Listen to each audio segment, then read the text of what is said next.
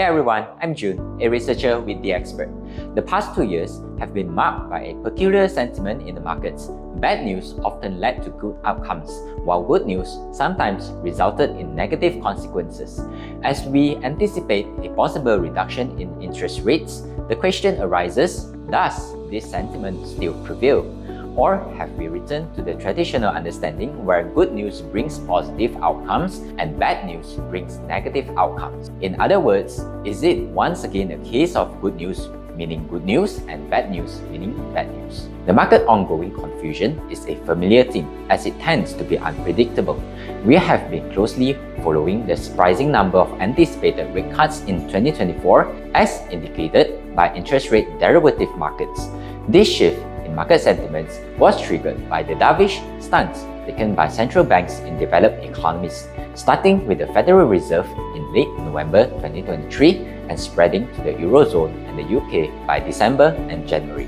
In early February, the US Federal Funds futures contracts were projecting 5 rate cuts of 25 basis points by the end of 2024, with the first cut expected at the May Fed policy meeting. This forecast was lowered than the mid-January estimates, which suggested 7 cuts starting in March. The strong US non-farm payrolls report for January, showing over 300,000 jobs addition, played a significant role in the market's reassessments of the expected Fed rate cuts amid the volatility. However, as new data emerged, the expectations in Fed funds futures contracts has now reduced to only 2 rate cuts. It's probable that the first rate cut might occur in July or even later, possibly in September, instead of the widely believed timing in June. Currently, the spread between 10-year and 2-year Treasury yields stand at negative 0.4%. However, there's an expectation that the Treasury yield curve will steepen in the near future. This steepening is anticipated as the market predicts lower short-term yields due to expected rate cuts, while longer-term yields are expected to remain relatively stable. This phenomenon, known as a bull steepener, is a typical response historically when there's an impending loosening of monetary policy. The persistent negative spread between the 10-year and the 2-year Treasury yields is a crucial factor in many analyst models, often serving as a reliable indicator of an upcoming recession. However, despite the yield curve being inverted for over 20 months now, much of the recent market discussions have focused on the likelihood of no recession or even potential for economic growth to accelerate again. According to a Reuters poll conducted from March 6 to 12 among bond markets experts, nearly 2/3 of strategists, 22 out of 34, stated that the yield curve's predictive accuracy is not as strong as it used to be. But why isn't it functioning this time? This time around, despite the yield curve remaining deeply inverted even after a significant rise in interest rates, a recession hasn't materialized, and the US economy continues to perform better than expected. One contributing factor is the high level of consumer savings as the economy emerged from the COVID-19 pandemic. This surplus acted as a cushion against increasing borrowing costs.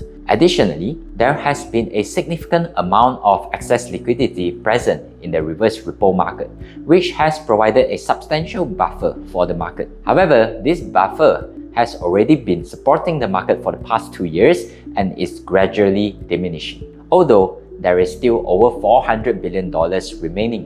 Furthermore, the Federal Reserve successfully managed to mitigate last year's banking turmoil caused by the inverted yield curve by implementing emergency liquidity measures. The presence of this excess liquidity will now continue to lend support to the overall market.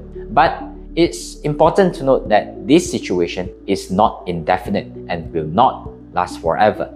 The reason I'm discussing all these points in this episode is because there is an increasing expectations for the yield curve to transition from inverted to flat, especially as the Fed moves closer to potential rate cuts. A report by Bloomberg Economics even suggests that this shift could occur as soon as the end of this year. According to BE's macro yield model, the curve is likely to flatten by the end of 2024.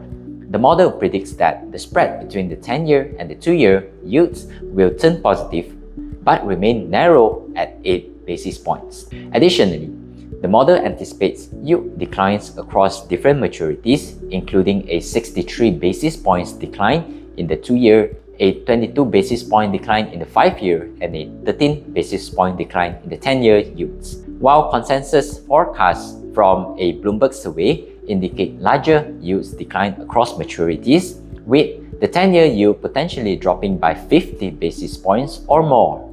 As for the Fed's potential actions, the question remains whether they could ease by 75 basis points over the year. This scenario is certainly possible if the US economy experiences a significant weakness, a rapid rise in unemployment, and a continued downward trend in inflation. However, there are currently few signs indicating these conditions will manifest in the immediate future for the US.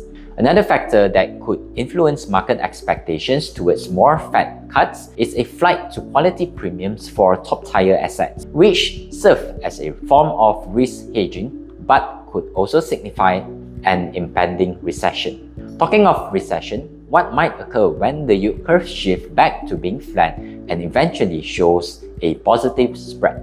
Historically, this change has always been accompanied by a recession. I've marked it in the charts with the red circles. However, in the past, there wasn't a liquidity buffer as those I've mentioned earlier. Will this time be different? That remains to be seen and will depend on the data. However, one thing that is highly likely is that market sentiment will shift.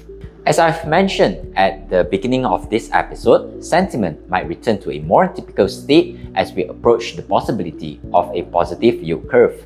A high unemployment rate may now indicate economic slowdown and negatively impact the markets, contrary to the sentiment of the past 2 years where a high unemployment rate tended to support the markets. Currently, the real GDP nowcast remains positive, similar to trends observed over the past 20 years if we disregard the unforeseen impact of the COVID-19 pandemic.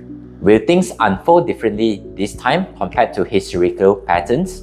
Will the existing buffer be enough to steer clear of a recession? Let's stay tuned for upcoming data releases to find out. Thanks for joining me today. I hope you have gained insights from today's video. Everything I've shared and information that I've picked up and learned sprinkled with a bit of my own takes on things. When it comes to trading or investing, do your own due diligence and be mindful of the risk. If you find this video helpful for your research, please subscribe, share, and like it. Quickly access to all our channel by scanning the QR code. Take care, and I'll see you in the next episode.